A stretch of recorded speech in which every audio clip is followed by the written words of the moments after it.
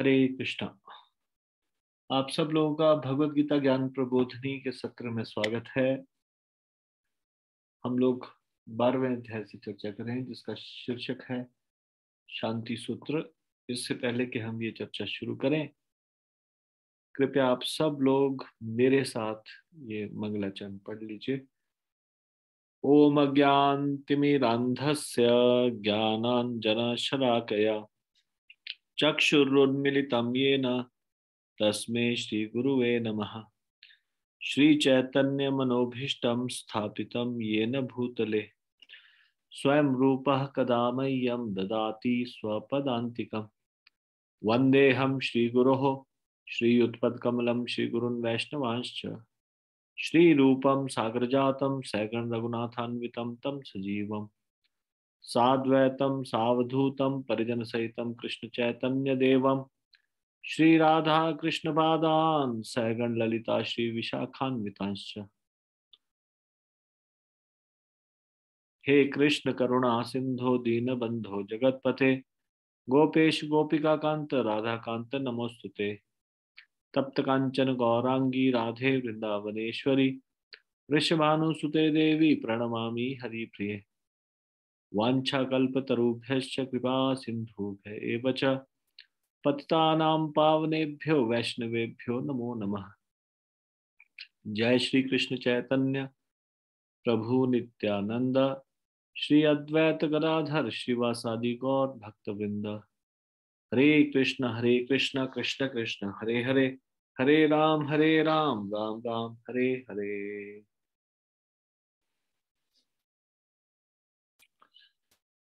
तो हम चर्चा कर रहे थे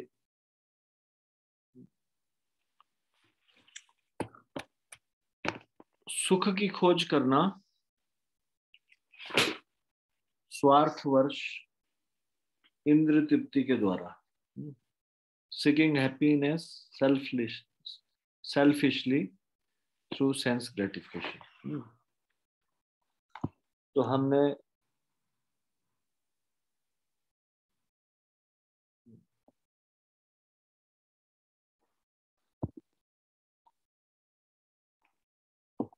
चर्चा की थी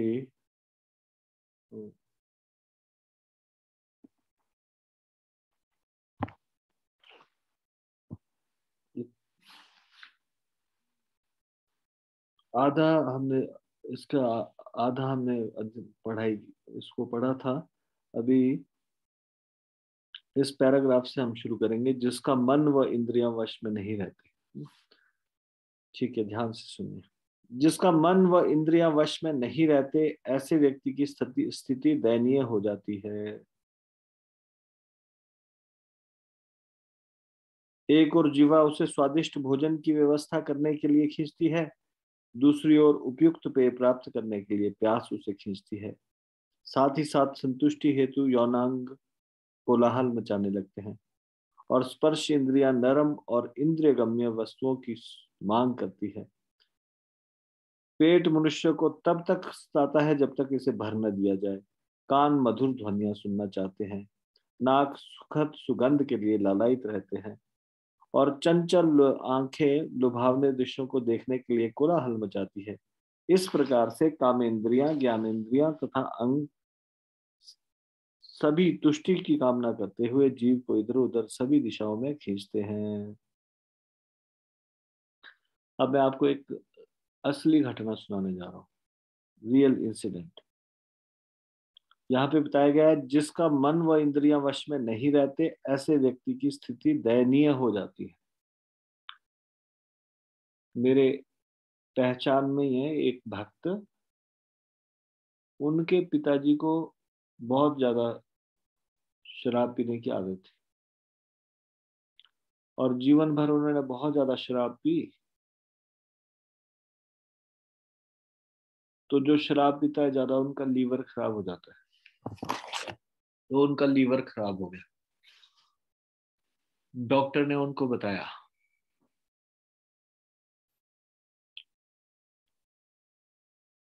कि आपको शराब नहीं पीना है, बिल्कुल भी नहीं पीना है। मतलब स्थिति ये हो गई थी, एकदम हॉस्पिटल ले जाना पड़ा और डॉक्टर ने चेतावनी दी पहले भी डॉक्टर चेतावनी दे चुके थे, लेकिन उन्होंने कभी बात नहीं मानी। और डॉक्टर ने चेतावनी दी कि ये शराब अब जहर हो गया आपके लिए। अगर थोड़ा सा भी शराब आपने पी तो आपको अपनी जान से हाथ को आना पड़ेगा, आप जीवित नहीं बचेंगे।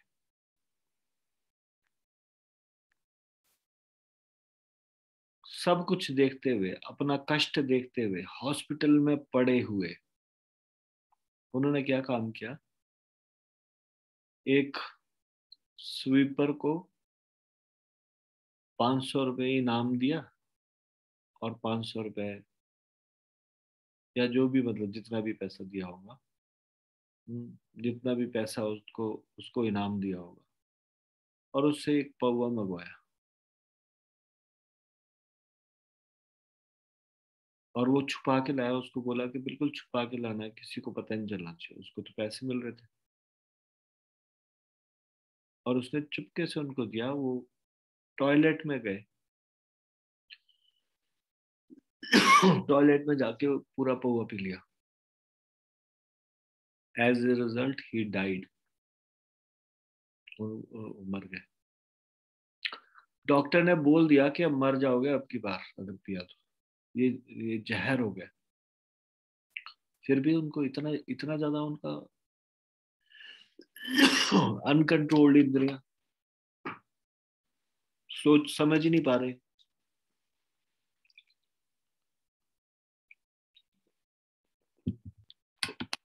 क्या आप ऐसा कोई एग्जाम्पल शास्त्र से बता सकते हो जिसमें उसको पता है मेरी मृत्यु होगी, या फिर मैं मेरी मेरी स्थिति खराब हो जाएगी, लेकिन फिर भी वो इंद्रियों को कंट्रोल में नहीं कर पा रहा, और मरने के लिए तैयार है? ऐसा कोई एग्जाम्पल याद आ रहा है? मैंने आपको इस व्यवहारिक जीवन से एग्जाम्पल बताया। इस संसार में ऐसे, मैंने ये मेरे सामने जानने वाले एक भक्त ने, उन्होंने बताया उनके पिताजी की मृत्यु कैसे हुई। डॉक्टर के सबके समझाने के बावजूद उन्होंने शराब बता दिया कि अब आप अगर फिर भी नहीं माने तो अब अगली बारी मृत्यु होगी। फिर भी उन्होंने इतना अनकंट्रोल्ड, इतना जिब्हा, शराब पी के मर गए। मतलब कि क्योंकि हॉस्पिटल में थे, लीवर बहुत खराब हो चुका था, फिर भी नहीं माने। मैं आपसे ये जानना चाहता हूँ, शास्त्रों से किसी को कोई एग्जाम्पल याद आ रहा है? जब मैं बताऊंगा तो आप एकदम से बोलेंगे हाँ हाँ ये वाला एग्जाम्पल था, लेकिन आपको याद करना है, बताना है, कुछ स्मरण करना है। कुछ आ रहा है आपको एग्जाम्पल, कुछ याद?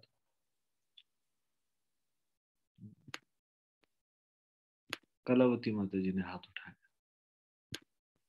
यस, कलावती माता जी बताइए। हरे कृष्णा प्रभु जी, दंडवत प्रणाम। दंडवत प्रणाम। नल कुंवर मणिग्रीव का आ सकता है, वो भी मदिरा में इतने ये थे कि नारद मुनि आए फिर भी उनको। नहीं, वो तो होश में ही नहीं थे, जो जानबूझ के गड़बड़ करे। अच्छा अच्छा, सॉरी प्रभु जी, हरे कृष्णा प्रभु जी। इस तरह का एग्जाम्पल चाहिए मुझे, जिसमें कि उसको पता है कि अगर मैंने ये गलत कार्य किया तो अब मैं। हाँ, मुस्कान माता जी बताइए।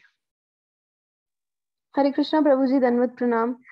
धन्यवाद। प्रभु जी, I am sorry if I am like telling wrong, लेकिन प्रभु जी मुझे ऐसे लगता है कि दुर्योधन कुरुक्षेत्र, वो जो युद्ध वाले टाइम पे उसको पता था कि वो अधर्म के साइड है, वो लोग हार सकते हैं, सबको ही मर सकते हैं, लेकिन फिर भी उसने वो लड़ा फाइट। हम्म।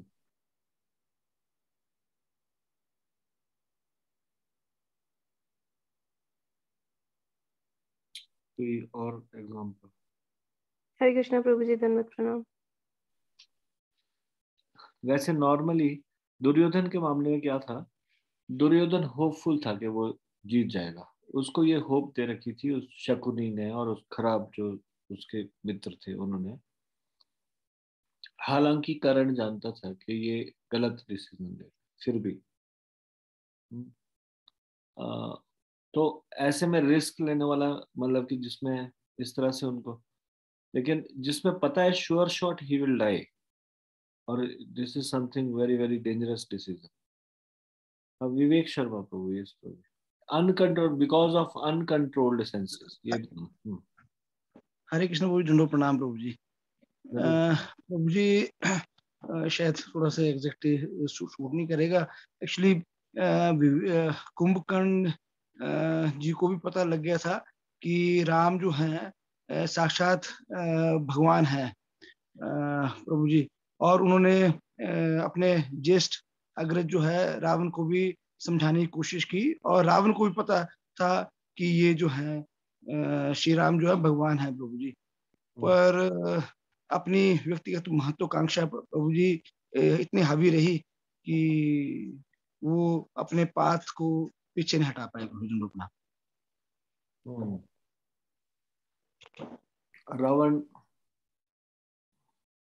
रावण भी मतलब मरना तो नहीं चाहता था वो। कई बार ऐसा कहा जाता है कि रावण को पता था कि भगवान है, उनके हाथों मरना ठीक रहेगा, लेकिन वो सोचता था कि मैं इतना पावरफुल हूँ, मैं हरा दूंगा राम को। बाद में थोड़ा उसको ये लगा कि शायद वो नहीं हरा पाए, लेकिन एनीवे कोई और एग्जाम्पल। सरोजनी गोपी माता जी, आपने हाथ खड़ा किया। भारती माता जी पहले। यस माता जी। हरे कृष्ण प्रभु जी, प्रणाम। निवृत्त प्रणाम। प्रभु जी, कंस का एग्जाम्पल तो उससे तो भविष्यवाणी हुई थी प्रभु जी, तुम्हारा होगा आपकी आवाज कटते हुए आ रही है। आपकी आवाज कटते हुए आ रही है। कंस को भविष्यवाणी थी कि वो मारा जाएगा, फिर भी वो अपने को कंट्रोल नहीं करता, मतलब फिर भी वो अपनी दुष्टता से बाज नहीं आया। जी प्रभु जी। हरे कृष्णा प्रभु जी, दंडवत प्रणाम। भौतिक संसार का एक एग्जांपल देता हूँ, 1 मिनट रुक जाइए भावना माता जी। भौतिक संसार का क्या एग्जांपल दे रहा हूँ मैं। एक पतंगा आग के प्रति आकर्षित होता है इतना ज्यादा कि वो उसमें इतनी रोशनी उसको इतनी अच्छी लगती है, उस रोशनी में घुस जाना चाहता है। उड़ते उड़ते आता है, हल्का सा पंख जलता है मान लीजिए थोड़ा, फिर उसके बाद जलने के बावजूद उसके बाद उसको पीड़ा होती है, फिर भी दोबारा से कोशिश करता है और फड़फड़ा के फिर से जो आग की लौ होती है उसमें घुस जाता है। तब पता चल गया एक बार कि अभी पंख जलने से बच गए हैं या फिर पीड़ा हुई, फिर भी उसमें आग की लौ में घुस के मर जाता है। आपने देखा है, मोमबत्ती जला के देखा कई भी पतंगा ऐसे करते हैं कई बार। वो पतंगे जो है वो इतने आकर्षित होते हैं रोशनी के प्रति अंधेरे में, बस वो अंधेरे से बचना चाहते हैं, रोशनी में घुसना चाहते हैं।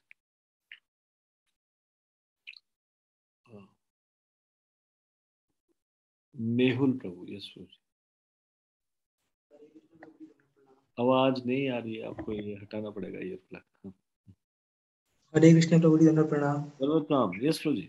आवाज आ रही है प्रभु जी अब? हाँ जी, हाँ जी, आ रही है प्रभु जी। मुझे मैं अल्पबुद्धि से आंसर दूंगा, गलत हो सकता है प्रभु जी, क्षमा करना। प्रभु जी, विचित्र वीर्य का एग्जांपल दे सकते हैं। वो मदिरा पान और काम वासना के इतने रोगी थे, उनको पता था कि उनसे उसकी मृत्यु हो सकती है, फिर भी वो जानते बूझते उसका सेवन करते रहे और मृत्यु को प्राप्त हुए। वो लड़ाई वैसे मृत्यु को विचित्र वीर धृतराष्ट्र के जो पिता, धृतराष्ट्र के पिता विचित्र पिता तो हाँ, मतलब वो उन्होंने उनकी पहले मृत्यु हो गई थी, तो विचित्र वीर का एग्जाम्पल याद आ रहा था प्रभु जी। उन्होंने मदिरा पान और काम वासना का उनको रोग था, उन्होंने फिर भी उसको त्यागा नहीं और उसी का सेवन करते रहे जानबूझकर, जानते बूझते। नहीं, उनको क्या था, उनको ये ट्यूबरक्लोसिस था, यक्ष्मा का रोग था। नहीं, ऐसा था, क्या था प्रभु जी? जहां तक मुझे याद आ रहा है, उनको इसी का रोग था कि काम वासना और मदिरा पान करते थे, और वो उनको बहुत ज्यादा इस चीज का मतलब सेवन करने की लत थी, जिसकी वजह से वो उनको बहुत उनके जितने भी जो उनके वहां पर आचार्य वो थे, वो जो ठीक औपचारिक जो औपचार करते हैं, उन्होंने बहुत बारी उनको बोला भी था कि चित्तवीर को बहुत ज्यादा आदत है मदिरा पान की और काम वासना की, तो इससे इनकी मृत्यु को खतरा, इनकी जान को खतरा है इससे, तो उनको दूर रखिए। पर लाख प्रयत्न के बाद भी वो अपने आप को दूर नहीं रख पाए और मृत्यु को प्राप्त हुए। ठीक है, सॉरी प्रभु जी। हरे कृष्ण प्रभु जी, धन्यवाद प्रणाम। धन्यवाद।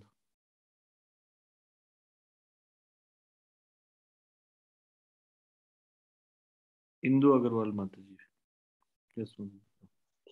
हरे कृष्ण प्रभु जी, धन्यवाद प्रणाम। बिंदु जी, प्रभु जी, वो हिरण्यकशिपु को आ सकता है प्रहलाद महाराज को कष्ट पहुंचाते हैं, उन्हें पता था कि मैं वो भगवान के द्वारा मारे गए थे, कष्ट पहुंचाते थे उनको, प्रहलाद महाराज को, अपने पुत्र को। क्या दोबारा बोलिए? प्रहलाद महाराज को अपने ही पुत्र को कष्ट पहुंचाते थे, उन्हें पता था कि मैं मारा जाऊंगा, भगवान कहाँ है तुम्हारे, वो प्रहलाद महाराज से तर्क करते थे। ऐसा नहीं पता था उनको क्यों मारे जाएंगे।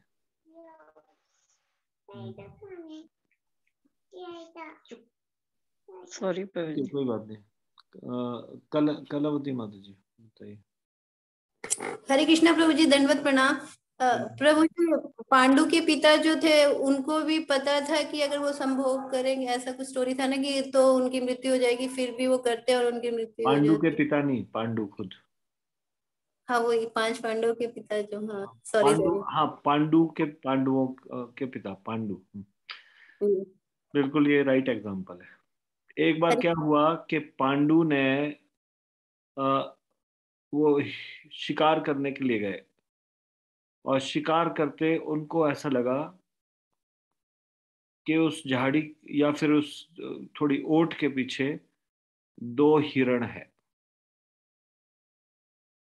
और उन्होंने अपना वो बाण वहां पे मार दिया, और वहां पे ऋषि किंदम थे और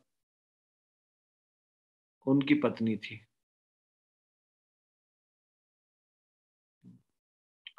और इस प्रकार से ऋषि किंदम और उनकी पत्नी संतानोत्पत्ति का प्रयास कर रहे थे, लेकिन जब तक उनको पता चलता कि ये यहाँ पे हिरण नहीं है, ऋषि और उनकी पत्नी है, तब तक बहुत लेट हो चुकी थी। और उस बाण ने दोनों को, वो बाण दोनों को बींध कर चला गया, और इस तरह से वो दोनों उनके बाण से मर गए। लेकिन उन ऋषि ने उनको शाप दिया, ऋषि किंदम ने, कि यदि वो अपनी पत्नी के नजदीक भी आने का प्रयास करेंगे और इस प्रकार से अपनी पत्नी का संग करेंगे, तो वो भी उसी की तरह मारे जाएंगे जैसे ऋषि किंदम मारे गए। तब तक पांडु की 2 पत्नियां थी, वो विवाहित थे, कुंती और माद्री। तो वो अपने आप को नहीं रोक पाए, और इस प्रकार से उनको मालूम था कि वो मारे जाएंगे, मर जाएंगे, लेकिन फिर भी माद्री के प्रति आसक्त हो गए, और जैसे उन्होंने संग किया वैसे ही मारे गए। हालांकि उनको ये शाप का पता था, जैसे ही संग करेंगे उनकी मृत्यु आ जाएगी, फिर भी अपने आप को नहीं रोक पाए।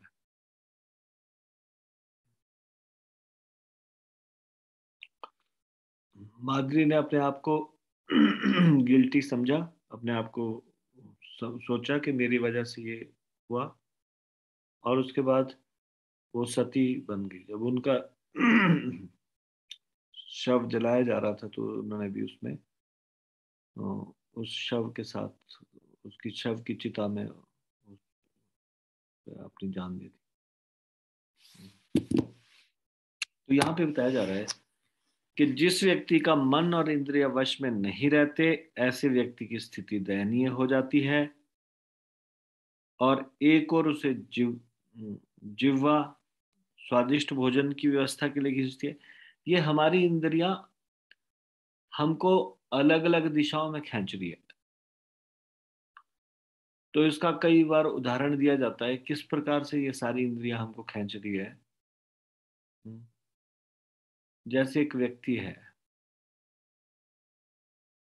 उसकी एक नहीं एक से ज्यादा कई पत्नियां हैं, और सारी पत्नियां उसको अपनी ओर खींचे, कोई उसको बाल से खींचे, कोई उसको बाजू से खींचे, कोई टांग से खींचे, बताओ उसकी क्या हालत होगी। सब उसको बोले कि अ,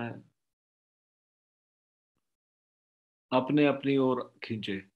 तो उसी तरह से एक व्यक्ति की ये पत्नियों के समान ये इंद्रियां, आंखें बोलती है satisfy me, show me a beautiful form,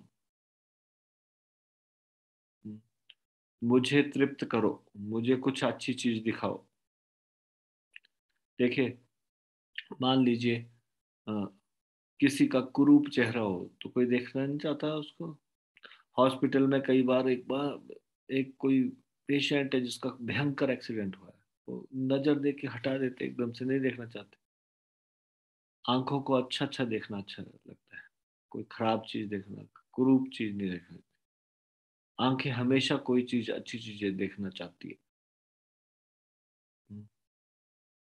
कान मधुर संगीत सुनना चाहते हैं। अप्सराओं ऋषियों का तपस्या भंग करने के लिए जाते थे, क्योंकि सारी इंद्रियां तुष्ट करते थे वो। अच्छा मधुर सी आवाज में बोलते, मधुर गाना सुनाई, सुंदर देखने में होगी। त्वचा स्पर्श चाहते, कोमल स्पर्श। अगर कभी जैसे जब हम बैठते भी है तो फिर ऐसे कोई अच्छी सी कोई चेयर हो, हार्ड चेयर, उसमें बैठने की बजाय व्यक्ति पसंद करता है सॉफ्ट सी चेयर हो, थोड़ा आरामदायक हो, पीठ को आराम मिले। हमेशा हर व्यक्ति को सॉफ्ट चीज अच्छा लगता है, आरामदायक। बिस्तर हो तो सॉफ्ट हो, हार्ड उबड़ खाबड़ हो तो अच्छा लगता है नहीं। तो ये सारी की सारी इंद्रियां, त्वचा एक इंद्री है, आंखें इंद्रियां है, कान है, जिह्वा अच्छा अच्छा खाने के लिए बोलती है, कड़वा बेस्वाद ये चीज। तो सारी इंद्रियां हमको अपनी अपनी वस्तुओं की मांग करती है। नाक सुगंधित सुगंध को, सुखद सुगंध को के लिए लालायित रहता है। तो दसों इंद्रियां, कामेंद्रियां, ज्ञानेंद्रियां,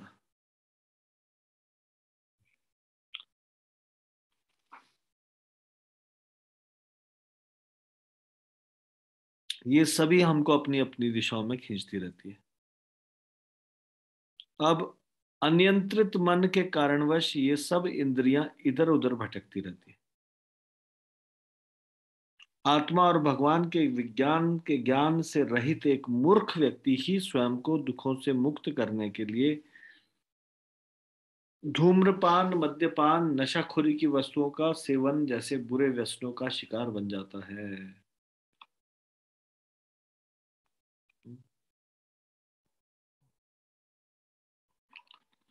तो कोई सोचता है कि दुखों से अपने आप को मुक्त करने के लिए चलो शराब पी लेते हैं, उसको पता ही नहीं वो बहुत जल्दी शराब का आदी बन जाएगा, और उससे कैसा दुख दूर होगा। मान लीजिए कोई थोड़ी देर के लिए बेहोश हो गया, या फिर थोड़ा सा सेंसेस में नहीं रहा अपने, तो वो अज्ञान जनित सुख है। वो कौन सा सुख है? वो कोई सुख है? या फिर वो थोड़ा दुख को रिलीफ है, आदमी दुखी है तो दुख से थोड़ा मुक्त हो गया क्योंकि वो नशे में, बुरे व्यसनों का शिकार हो जाएगा, उसको मालूम नहीं उसकी दुर्गति होने वाली है फिर।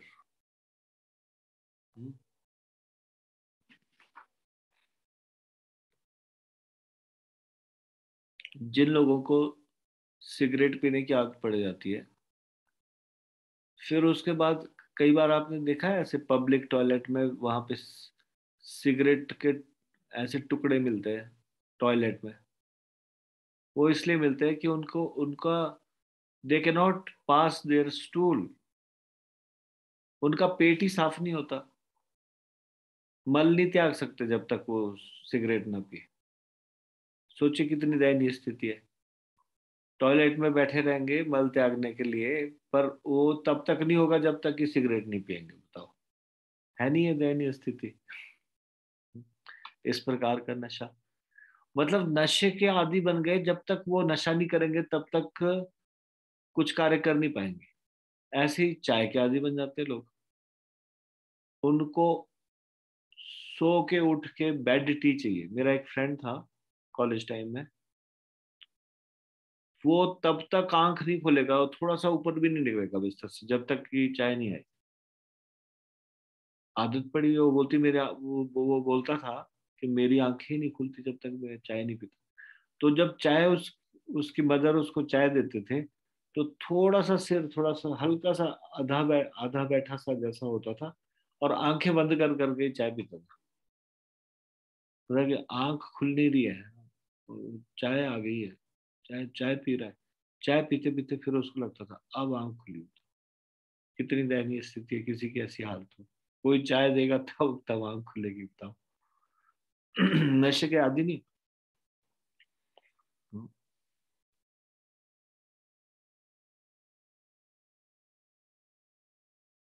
तो हम अगर किसी भी प्रकार से नशा करेंगे उसके आदी बन जाएंगे। इंद्रियां इधर उधर भटकती रहती, इंद्रियां कुछ भी मांगे उसको, इन ये अन्य अनियंत्रित मन के कारणवश इंद्रियों को हम भटकने देते हैं। प्रॉब्लम ये है, अनकंट्रोल्ड माइंड। अदरवाइज शक्ति के साथ मन की बात को, जो मन है जो वो कह रहा है उसकी बात को नजरअंदाज किया जा सकता है। हमने ये चीज नहीं सीखा। प्रॉब्लम ये है, मन हमको कन्विंस कर देता है ये आपका विचार है, आपको ये अच्छा लगता है, और हम सोचते हैं अच्छा हाँ हाँ सही है, मुझे ये अच्छा लगता है। मुझे नहीं अच्छा लगता ये मन। पहली बात, अगर हम मन को अपने से अलग समझना शुरू करें तो मन की चंचलता समाप्त हो जाएगी उसी समय। जैसे आप सोचे कि ये मन कितना मूर्ख है, मेरे को कितना कितना गड्ढे में गिराएगा अगर मैं सारी बातें सुनूंगा इस मन की। मन हमसे अलग है, इसका उदाहरण देता हूं आपको, समझ में आ जाएगा हमारा मन हमसे अलग है कैसे।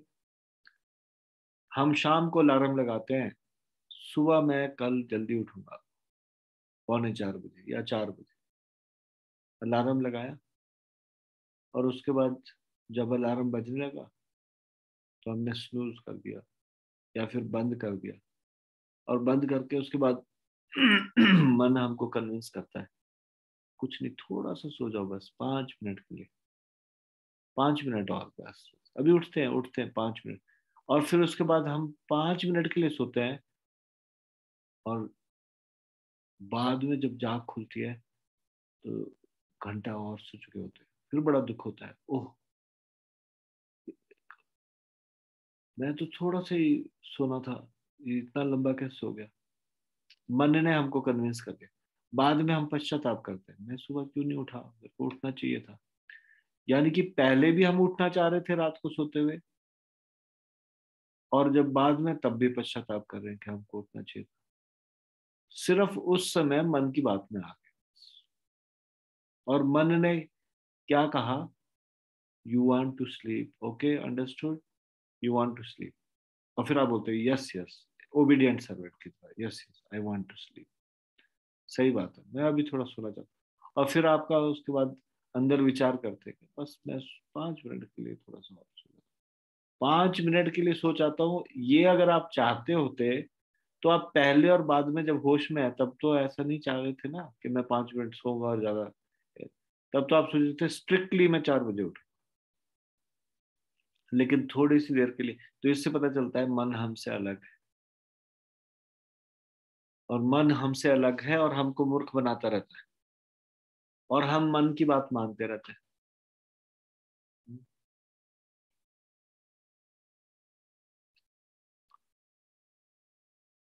इस संसार में जो जहां सुख नहीं है, इस भौतिकता में, इंद्रिय तृप्ति में, वास्तव में दुख है। ये हमको इस संसार में उन चीजों में सुख दिखाता है जिनमें सुख नहीं है, जिनमें दुख है। और हम इसकी बात मानकर वहां पे सुख ढूंढना शुरू करते हैं। हमको लगता है कि हाँ, इससे कुछ, यहाँ कुछ सुख मिलेगा, लेकिन वहां सुख नहीं है। मन का एक स्वभाव है, मन उस तरफ भागता है जहां इसको सुख दिखाई देता है।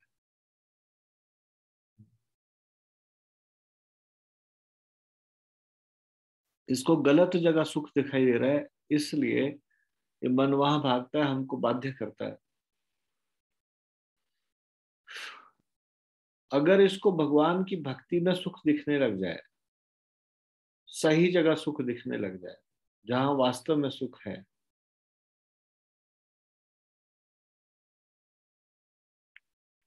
और इस संसार में दुख दिखने लग जाए जहां पे दुख है, तो ये भूल के भी वहां जाना नहीं चाहेगा। जहां इसको दुख दिखाई देता है वहां ही जाता नहीं है। समस्या ये है कि हमको जो सुख वाली चीज है वहां दुख दिखाई दे रहा है, और जो दुख वाली चीज है वहां सुख दिखाई दे रहा है। और इस होप में कि मैं कभी सुखी होऊंगा या होंगी, हम इस मन के वश में होके अपने को दुख देने का कार्य करते रहते हैं। Why should we listen to this mind, this rascal mind? Our mind is rascal. We know this mind is rascal. इस मन को तो शत्रु की तरह देखना चाहिए हर समय, जब तक कि ये पूरी तरह से भक्त न बन जाए। हमारे भक्त बनने में ज्यादा देर नहीं लगेगी अगर हमने इस मन को भक्त बना दिया तो। मतलब मन को भक्त बना दिया तो हम भी भक्त बन गए। इतना इंपॉर्टेंट है इसको कंट्रोल। मन को भक्त बनाना पड़ेगा, मन को कृष्ण का दास बनाना पड़ेगा। उसके लिए इसके साथ थोड़ा नरमी से व्यवहार नहीं करना पड़ेगा, सख्ती के साथ व्यवहार। I don't want to listen to you. मन बोलता है थोड़ी देर के लिए ये कार्य कर ले, थोड़ी देर के लिए वो कार्य कर ले। जैसे कि कई बार आप सोशल मीडिया में जाते हो 5 मिनट के लिए, बस मुझे ज्यादा देर नहीं, बस थोड़ी देर फेसबुक देखना है या फिर व्हाट्सएप देखना है। व्हाट्सएप में तो नहीं, फेसबुक व्हाट्सएप में भी हम कुछ ना कुछ देख रहे हैं, लेकिन जैसे ये यूट्यूब है या फिर फेसबुक है, उसके बाद कुछ देखते देखते कहीं और आगे आगे पहुंच गए, और उसके बाद लगा ओ मैंने इतना टाइम वेस्ट कर दिया। जैसे मान लो आपको लॉगिन करना है क्लास अटेंड करने के लिए, लेकिन फिर आपके को लगा कि चलो मैं थोड़ा सा ये 5 मिनट वो जो घर में फंक्शन हुआ था उसके बारे में पूछ लो, कैसा हुआ, क्या हुआ, उनका बर्थडे कैसे सेलिब्रेट हुआ। अरे that can be asked any time, कोई भी चीज। और फिर अभी क्लास का टाइम है, अभी मुझे लेक्चर सुनने के लिए यहाँ पहुंचना चाहिए, और फिर हम बात करने लगे, और फिर लगा कि थोड़ा 5 मिनट और 10 मिनट और पूरा 1 घंटे का तो या 1.5 घंटा कैसे निकल गया पता नहीं चलता। ऐसा नहीं होता कई बार? मन की बात में हम आ जाते हैं। तो जिस अनियंत्रित मन के कारण ये सब इंद्रियां इधर उधर भटकती रहती है। होना तो चाहिए ये ऐसे एकदम से सावधान विश्राम इस तरह से करते हैं ना, वैसे ही सुनना चाहिए इनको। फौजियों की तरह जैसे बोलते हैं, जैसे सैनिक सुनते हैं एकदम से अपने कमांडर की आवाज, वैसे सुनना चाहिए इनको। ऐसे इनका आदत बनानी चाहिए। लेकिन हमने इनको अलाउ किया हुआ है इधर उधर भटकने के लिए। जब ये इधर उधर भटकती है तो हम इसको रोकते नहीं है। आत्मा और भगवान के विज्ञान के ज्ञान से रहित एक मूर्ख व्यक्ति ही स्वयं को दुखों से मुक्त करने के लिए धूम्रपान, मद्यपान, नशाखोरी की वस्तुओं का सेवन जैसे बुरे व्यसनों का शिकार बन जाता है, किंतु वह पहले से ही अधिक दुखों को निमंत्रण देता है। मतलब पहले से भी, मतलब पहले इतना दुखी नहीं होगा, अब जो ये नया कार्य कर रहा है वो सुख के लिए, उससे और ज्यादा दुखी हो जाएगा।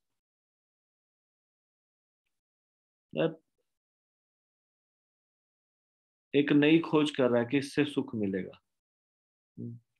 जैसे कि कोई शराब पीना शुरू कर रहा है किसी गम को भुलाने के लिए, उसको पता नहीं है कि वो और ज्यादा इस अपने लिए मुसीबत में फंसता जा रहा है। आधुनिक समय में हम व्यवहारिक रूप से अनियंत्रित मन व इंद्रियों के कारणवश लोगों के कष्टों को तनाव, अवसाद, आत्महत्या इत्यादि के रूप में देख सकते हैं।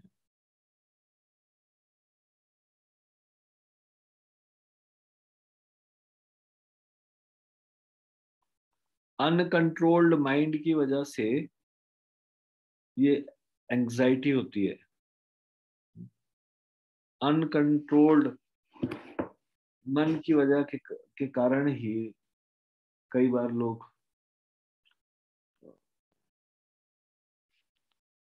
आत्महत्या इत्यादि करते हैं, because they have no control on their mind. हम धन कमा सकते हैं परंतु सुख नहीं। हम दवाइयां, महंगी दवाइयां खरीद सकते हैं लेकिन अच्छा स्वास्थ्य नहीं खरीद सकते।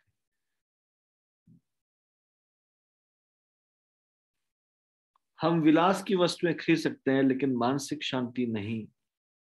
धन के संचय अथवा आराम या भोग विलास की वस्तुओं का स्वामी होने से सुख और शांति नहीं मिलती। हमको लगता है जब भोग विलास की वस्तुएं होगी तो हमको सुख और शांति मिलेगी, वो एक नया दुख लेके आएगी।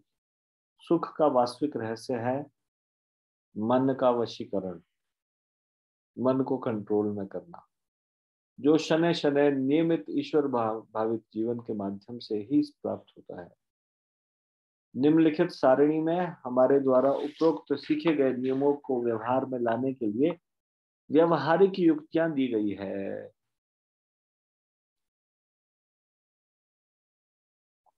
तो प्रैक्टिकल सॉल्यूशन बताया गया एक, कुछ प्रैक्टिकल सॉल्यूशन, एक व्यवहारिक समाधान।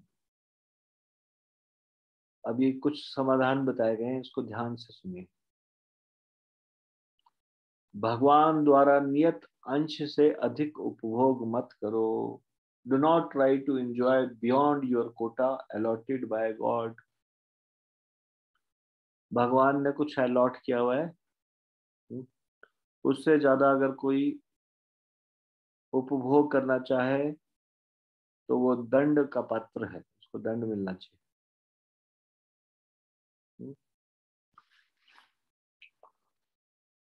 फॉर एग्जाम्पल फूड, भोजन, भगवान को अर्पित किया गया शाकाहारी भोजन, vegetarian food offer to God. अगर कोई non vegetarian food which is not authorised food,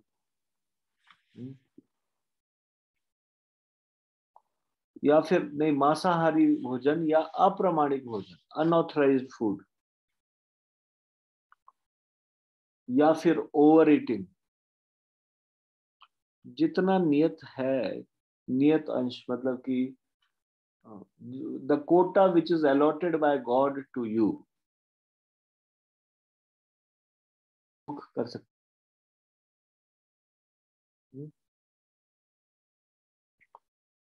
भोजन के मामले में मान लो वो जो भोजन के लिए अलॉट नहीं किया गया कोटा, उसको करने की कोशिश करेगा, तो then he will be in a miserable condition. वो मिजरेबल कंडीशन में होगा। ये सारे के सारे लोग जो मांसाहार करते हैं वो दंड के पात्र है, दंड, उनको दंड मिलेगा, because it is not allotted to them, they are taking other, मतलब कि और के कोटा से ले रहे, शेर का कोटा है मांस, why you are intelligent in meeting this meat? This quota is given to someone else, not to you.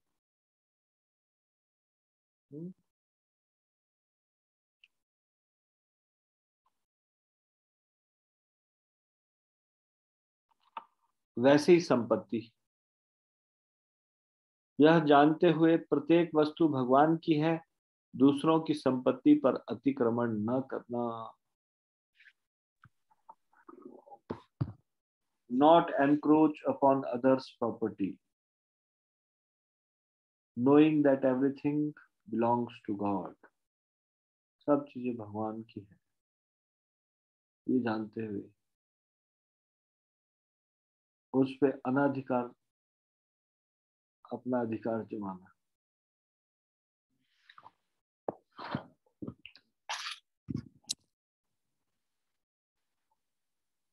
तो उसको, वो व्यक्ति सुखी नहीं रह सकता।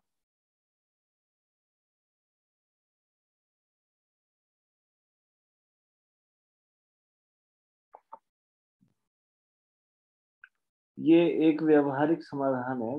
These are practical solution, practical ideas to apply in our daily life, the principles that we have learned, जो हमने अभी सीखे, ये ऊपर अभी हमने अब चर्चा करते हुए जो हमने ये सिद्धांत सीखे, प्रिंसिपल सीखे, उसको कैसे अप्लाई कर सकते हैं? उसको ऐसे अप्लाई कर सकते हैं भोजन के मामले में, संपत्ति के मामले में, दूसरे की संपत्ति पर अतिक्रमण न करना, धन के मामले में, धन के मामले में, प्रॉपर्टी के बारे में मामले में पहले, फिर नाउ वेल्थ के मामले में। ऐसा धन जो सम्मान के द्वारा कमाया गया हो, ऐसा धन जिसमें बेईमानी ना हो,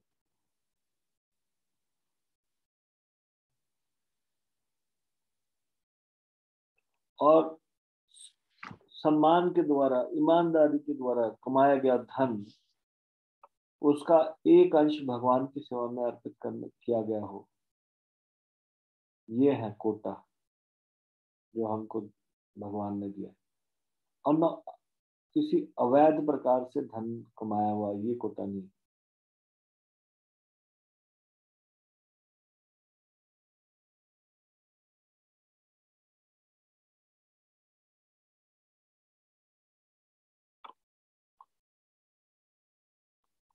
उसके बाद वर्क, कार्य, मतलब तो हमारे कार्य कैसे होने चाहिए? ये रिलीजियस प्रिंसिपल के आधार पे नहीं होने चाहिए। मतलब ये खास करके ये 4 कार्य, मांसाहार, द्यूत पीड़ा, नशाखोरी, अवैध संग, ये अधार्मिक नियमों के कार्य है। अगर जिसमें ये 4 चीजों को बढ़ावा मिलता है, ये ऐसे कार्य नहीं होने चाहिए। हमारा प्रयास, एंडीवर,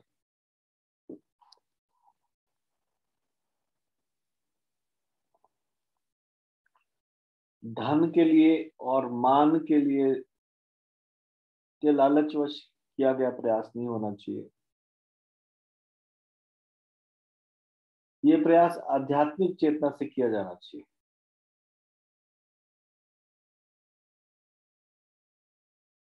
स्पिरिचुअल कॉन्शियसनेस, इन कृष्णा कॉन्शियसनेस।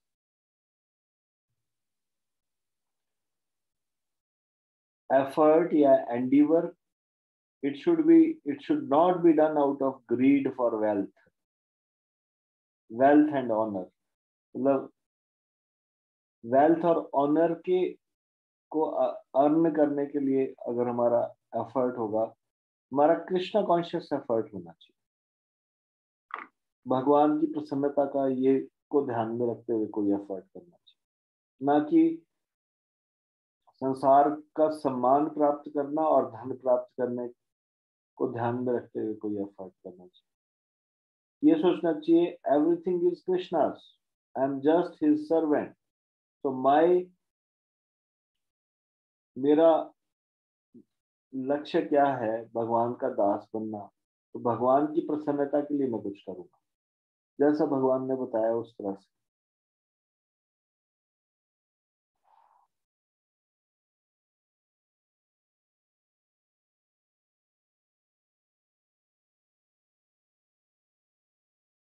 भोग विलास का जीवन, धार्मिक विधि के अनुसार विवाहित स्त्री या पुरुष अपने जो पति या पत्नी के साथ ही संबंध स्थापित होना चाहिए, ना कि अवैध संबंध। The quota allotted by lord, भगवान के द्वारा जो कोटा अलॉट किया है वही। रेजिडेंस, घर, ईश्वर पर केंद्रित होना चाहिए घर। प्रतिष्ठा बढ़ाने के लिए लालचवश कई लोग बड़े बड़े बंगले और बड़ी जमीन जायदाद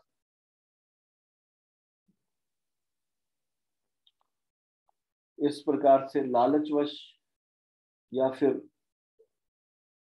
लोगों के बीच में बड़ा सम्मान होगा इसलिए कई बार बहुत झूठी प्रतिष्ठा के लिए बड़े बड़े लोन इत्यादि पे लेते हैं, वो बाद में दुखी होते हैं, का लोन चुका नहीं पाते।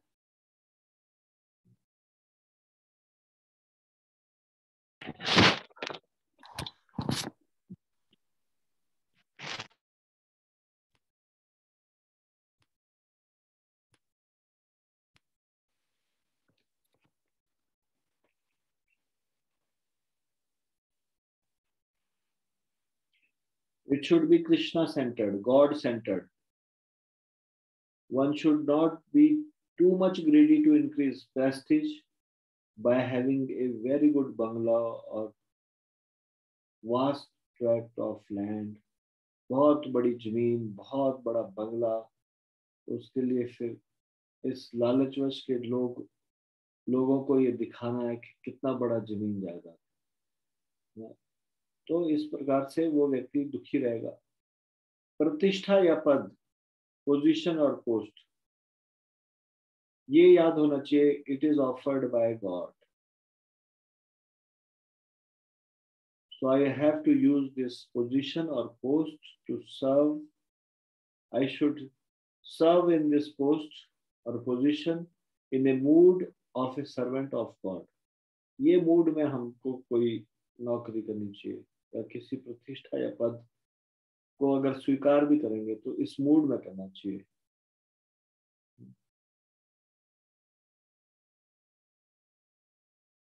किसी भी तरह के पॉलिटिक्स में इन्वॉल्व नहीं होना चाहिए, इन्फ्लुएंस बढ़ाने के लिए, पावर बढ़ाने के लिए, फॉलोअर्स बढ़ाने के लिए।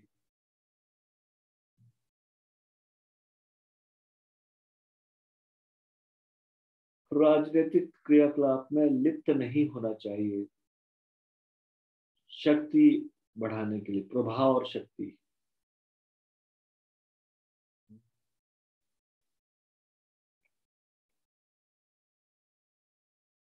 प्रभुत्व,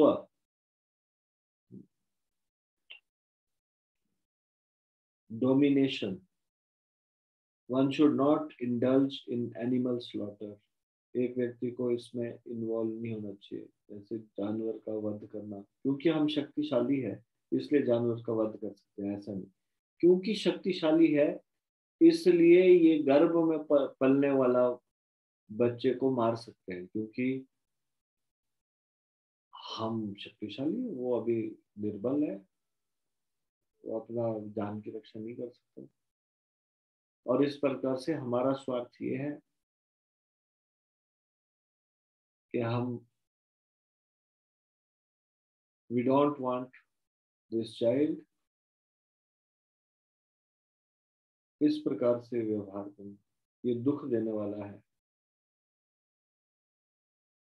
सोना, निद्रा, भगवान की सेवा के लिए सोना चाहिए। ऐसे कैसे सो सकते हैं? क्या भगवान की सेवा के लिए सोया जा सकता है? हाँ, सोया जा सकता है। जब हम ये भावना रखेंगे कि जो मैं सो रहा हूँ, मैं इसलिए सो रहा हूँ ताकि अगले दिन उठकर भगवान की सेवा अच्छे से कर सकूं, ये भावना से जब सोएंगे तो फिर ये भगवान की सेवा के लिए सोना होगा, स्वयं को स्वस्थ रखने हेतु, ताकि स्वस्थ शरीर से भगवान की सेवा हो सके। इसलिए 6 घंटे से ज्यादा नहीं सोना चाहिए। 24 घंटों में 6 घंटे की नींद पर्याप्त है। अनावश्यक अति निद्रा से बचना चाहिए।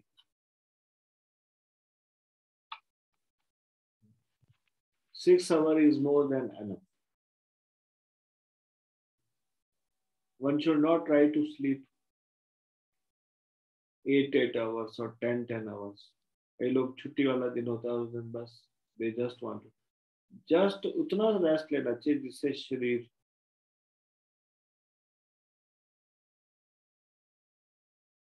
स्वस्थ रहे। इस प्रकार से रिक्रिएशन या मनोविनोद, कृष्ण भावनामृत के अनुकूल मनोरंजन ही स्वीकार करना चाहिए। मनोरंजन स्वीकार कर सकते हैं, पर किस तरह का मनोरंजन? What is the quality of our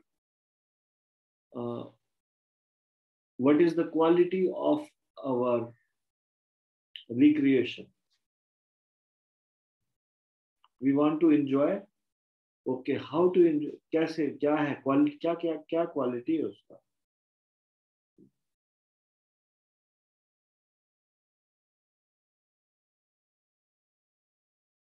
Krishna भावनामृत के अनुकूल मनोरंजन स्वीकार करना चाहिए। सिनेमा वाला मनोरंजन, फिल्मी मैगजीन वाला मनोरंजन, या फिर खराब फिल्में देखना वाला मनोरंजन, ये वाला मनोरंजन वो व्यक्ति दुख प्राप्त करेगा जो इस प्रकार के कृष्ण भावनामृत मनोरंजन। स्पोर्ट, कौन सा स्पोर्ट करना चाहिए? जिस भी स्पोर्ट में शरीर को स्वस्थ रखने के लिए हो, ताकि भगवान की सेवा में शरीर को लगाया जा सके, उस प्रकार का स्पोर्ट अच्छा है। और उसका पर्पस क्या है कि we are just doing this physical activity, या फिर ये हम गेम्स खेल रहे हैं कुछ या कुछ कर रहे हैं, फिजिकल एक्टिविटी कर रहे हैं सिर्फ इतना, इसलिए to keep this body healthy for the service of God, not for attracting opposite gender. जैसे कि कोई 6 पैक ऐप बनाना चाहता है और वो जिम में जाता है ताकि बढ़िया से मसल हो, एकदम से जो भी देखे अट्रैक्ट हो जाए और थोड़ा अंग प्रदर्शन किया जाए, वो फिर कष्ट प्राप्त करेगा।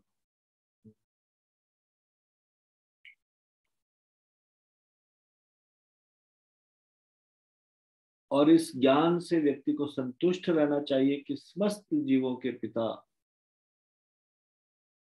परमेश्वर ने सभी जीवों के हित के लिए साधनों को नियत किया है, न कि केवल हमारी कामेच्छा या लालसा की तुष्टि के लिए।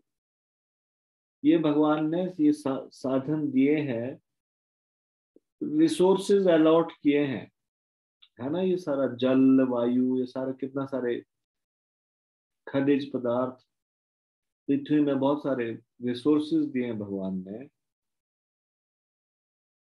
for the benefit of all living beings, not to satisfy our lust or greed.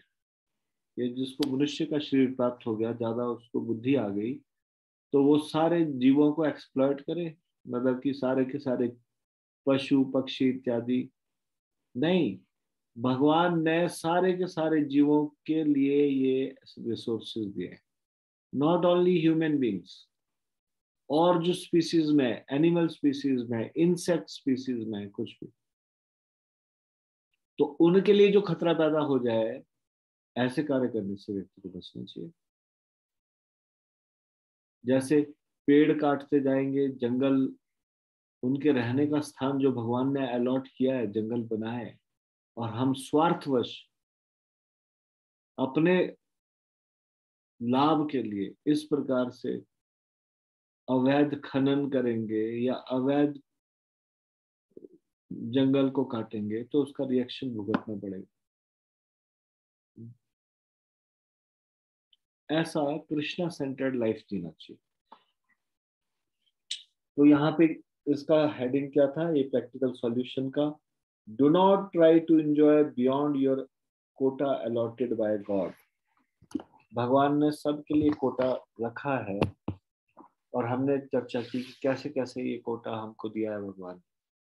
उससे बाहर हम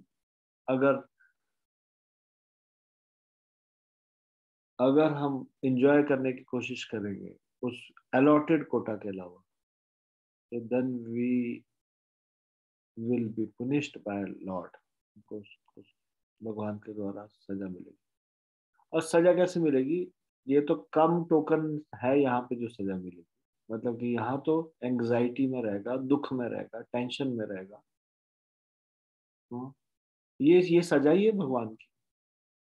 क्यों हम एंग्जाइटी में, क्यों हम टेंशन में? क्योंकि ये इंद्रियां जो भगवान की सेवा के लिए बनी है, उन इंद्रियों से हम कोई और कार्य करना चाह रहे हैं। भगवान की सेवा की बजाय अपनी इंद्रियों की तुष्टि करना चाह रहे हैं। ये इंद्रियों को अपने स्वार्थवश लगाना चाह रहे हैं। तो ये जो मेन हेडिंग था, seeking happiness selfishly seeking happiness selfishly through sense gratification, तो वो नहीं होने वाला। सेंस ग्रेटिफिकेशन के साथ हमको हैप्पीनेस नहीं मिल सकती। अब प्रश्न ये उठता है, तो फिर what is the key to peace and happiness? हमने दो चीजों पे चर्चा की थी। एक चर्चा की थी, we can not seek happiness selfishly through sense gratification. इससे पहले हमने चर्चा की, we can not seek happiness selfishly through wealth and resources. फिर किस चीज से सुख मिलता है? क्या क्या ऐसी चाबी है जो हमको पता नहीं चला? क्या सीक्रेट है पीस एंड हैप्पीनेस का? इसकी चर्चा हम कल शाम को 7 बजे इसी भगवत गीता ज्ञान प्रबोधिनी की चर्चा में करेंगे। अभी हम इसको यहीं पे समाप्त करते हैं। भगवत गीता ज्ञान प्रबोधिनी की जय। श्रीमद् भगवत गीता की जय। शिल प्रभुपाद की जय। और प्रेमानंदे। हरि हरि।